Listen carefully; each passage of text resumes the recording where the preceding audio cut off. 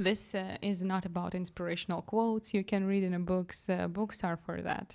Here I share lived experience, mine and my clients, from which you can take things that actually work.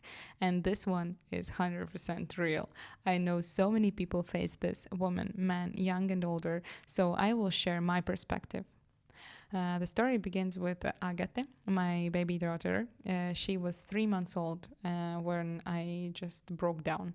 I felt like I was a bad mother, that nothing I did worked, that I was doing everything wrong. She was a very demanding baby. She cried a lot.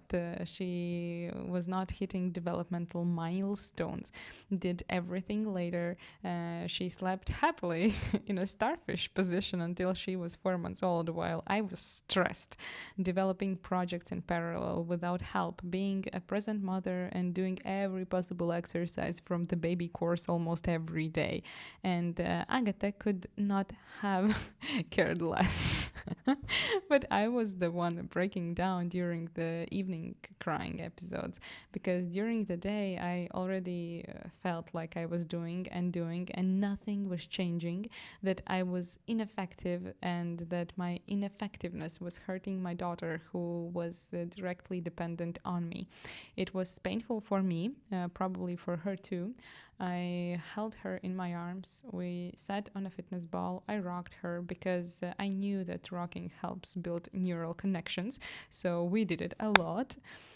She kept screaming, of course. I kept telling myself I was a useless mother who could not help her own child with anything. And many times, actually, during these evening cries, I also cried together with Agatha.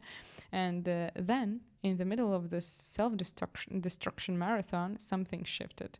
Like I switched in one evening, so it happened. If the final switch happened in one evening, of course, the process started in my brain much earlier.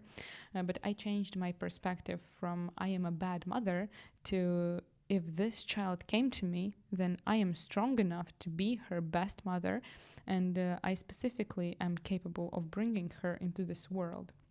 And that completely changed how I see life and how I act. From that day, I look at myself as a mom like this. Agatha cries not because I'm a bad mom, but because she is having a hard time. She is developing. Come on.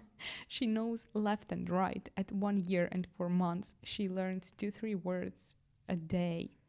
That requires an unreal amount of mental load from her. So she has a lot of meltdowns, needs a lot of mommy, a lot of contact, a lot of crying it out. And my job is to courageously and lovingly keep doing the best I can, be present, not give up, be a safe place for her where she can be anything. She can be sad, she can cry, and she came to me because I can carry this. I can be that place for her. I just needed to change the perspective. And then I started looking at other things the same way. It changed my perspective on many other things. Right now, for example, my team has grown and costs around 7K per month. Since February, it's been 3 months. I have zero sales because actually my costs per team grew because I'm currently in a R&D phase, so research and development. We are investing a lot in infrastructure. We are investing a lot in building projects, building better quality for everything, and it costs more, but I don't earn more. So only several projects so in development we have now, and when I understood the costs, I was scared as fuck at first that I was not capable enough to take my crazy ideas real. This was what happening in my brain. That I was not worthy my team, that I was not worthy my clients. But then I remembered that moment with Agatha, and I understood, like deeply understood. These ideas came to me because I am capable of turning them into reality, even if I don't see immediate results. Like, the reward, like a monthly salary. Nobody pays me. Nobody says, oh, you're great because you're trying so hard, because you're working so hard. Like my husband tells, of course. But like not my clients in monetary expression. And also my team exists because I am capable of being a leader and moving towards the idea in a bigger steps than I would do it alone without these costs. And here I want to make a tiny setback, since this does not mean that I just invest in every idea that comes to me, and that I am like crying about that nobody needs it without not even testing whether somebody needs it. It's not like I create some project, pay my team, make a website, and then think how will and to whom I'm gonna sell it. No, this podcast is not about my business strategy, so I won't over explain, but I do my way of testing for the idea every time.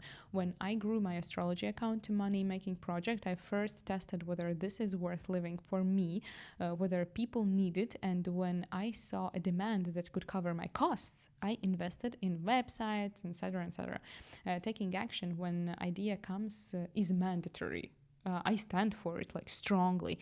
So you don't create a graveyard of ideas in your head. This is a huge cognitive load you don't need, definitely. But this does not mean investing in courses, in websites, and that, and so on and so on. This means testing, researching the field without a mindset that goes, oh, you're nothing, this is not gonna work because you are not capable. You have to look at facts and distinguish them from your personality. So a setback done. Now let's continue. Let's get back to Agath's story. And how I switched from self-destruction mode to problem-solving mode. So I am putting that phrase deliberately at the end because I wanted to land in your bones through my story, the same way it landed in mine. And I know that each of you also has a story like this that can become your place of power. You just have not claimed it yet. It is time to claim it. I know this changed my life for better, definitely, like many things Agatha did for me.